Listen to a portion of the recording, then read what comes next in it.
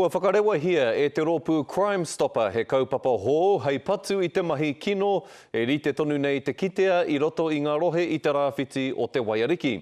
Ko te kaha o te kaupapa nei e ahu mai ana i te iwi Māori. I runga anō hoki i tō rātou māharahara nui ki te tokomaha o ngā uri Māori e noho pārūrenga ana ki aua mahi kino. He kaupapa whakaruru hau kua whakarewa hia, e tae ai te whakapātu ki rōpū ke, kaua ki te ture anake.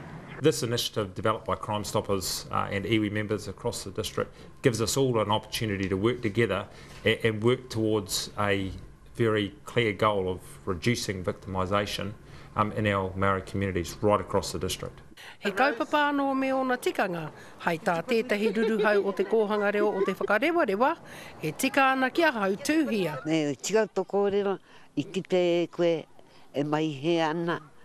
Kōrero si tua mātua, me mea kare ngā mātua aro mai, na haere ki te ture. A koe kariri ngā mātua ki a koe, akene ko koe ka tūki mohi a ka pēhi, koe ka kore he tāngata e aroha mai ne. Te mea rereke atu o te kaupapa kua whakarewa hia nei. Arā, he whakaruru hau tanga mo te hunga e kore ana i hia, ki te kōrero ki ngā pirihimana ki te ture rānei. It's not about an enforcement process, so the information that people may want to provide is wide and varied, and it gives them a anonymity and an avenue that they can just provide the information knowing that something good is going to result for their community with an issue that they might have identified. Mataku e tahi te kōrero ki e tahi. Engari kai kora te whānau, ka kitea e te whānau. Hai te api i te wāhi, te rao nā whānau kai te raruraru. Kōrero ki a rātau.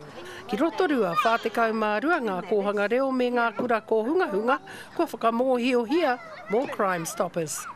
He kaupapa kua tīmata hia, tāria te wā. Ko Hinerangi Goodman, mō te karere.